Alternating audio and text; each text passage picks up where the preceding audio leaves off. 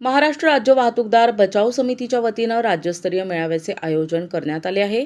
वाहतूकदारांच्या विविध प्रलंबित प्रश्नांवर सविस्तर चर्चा करून पुढील दिशा ठरविणे हा या मेळाव्याचा मुख्य उद्देश आहे।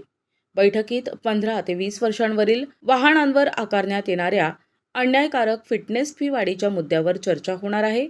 तसेच फिटनेस सेंटरमधील कथित भ्रष्टाचार आणि ऑटोमेटेड टेस्टिंग सेंटरच्या विषयावरही भूमिका स्पष्ट केली जाणार आहे। ई चलन प्रणालीमुळे होत असलेली कथित आर्थिक लूट आणि 45 दिवसात दंड न भरल्यास वाहन ब्लॅकलिस्ट करण्याच्या निर्णयाबाबत वाहतूकदारांमध्ये तीव्र नाराजी व्यक्त होत असून या संदर्भात ठोस निर्णय घेण्यात येणार असल्याचे आयोजकांनी सांगितले आहे। नमस्कार, मी उदय सिंह बर्गे, वाहतूकदार बचाव कृती संघटना मुंबई अध्यक्ष।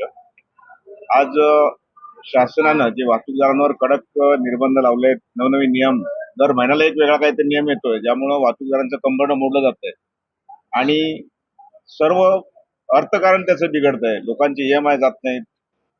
महसूल म्हणजे जो शासन समजतंय की आमच्यावर जे दंड आहेत ते महसुलाचं साधन समजतंय शासन, तिजोऱ्या रिकाम्या आहेत। त्यामुळे दररोज प्रत्यक्ष टार्गेट दिलं जात आहे कर्मचाऱ्यांना वसुलीचं। त्यामुळं या विरोधात आवाज उचलण्यासाठी महाराष्ट्रातील प्रमुख जिल्ह्यातून जवळजवळ 27-28 जिल्ह्यातून या ठिकाणी आज पदाधिकारी जमले आणि या ठिकाणी पुढील आंदोलनाची दिशा ठरवणार आहेत। संविधानिक पद्धतीने कसं आंदोलन करता येईल या संदर्भात आज या ठिकाणी आमची चर्चा झाली।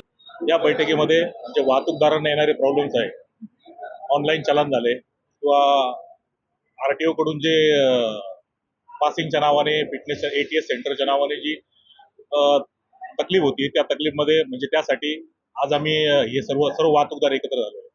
मला आपल्याला एकच सांगायचं आहे, शासनाचा हेतू शुद्ध आहे, म्हणजे शासनाचा हेतू चांगला आहे, पण शासनाला बदनाम होण्यासाठी अधिकारी लोक हे त्याचा दुरुपयोग करून त्याचा जनतेमध्ये वेगळा मेसेज जातोय। अधिकाऱ्यांच्या मनमानीने काम करून आमच्या वाहतूकदारांना लुटण्यात येतं आणि ही लूट झाल्यामुळे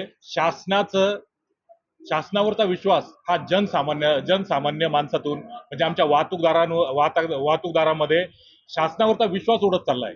जिल्हा आणि तालुका स्तरावरील सामाजिक आणि राजकीय संघटनांनाही या बैठकीस उपस्थित राहून पुढील लढ्याची दिशा ठरविण्यात सहभाग नोंदविण्याचं आवाहन करण्यात आलंय।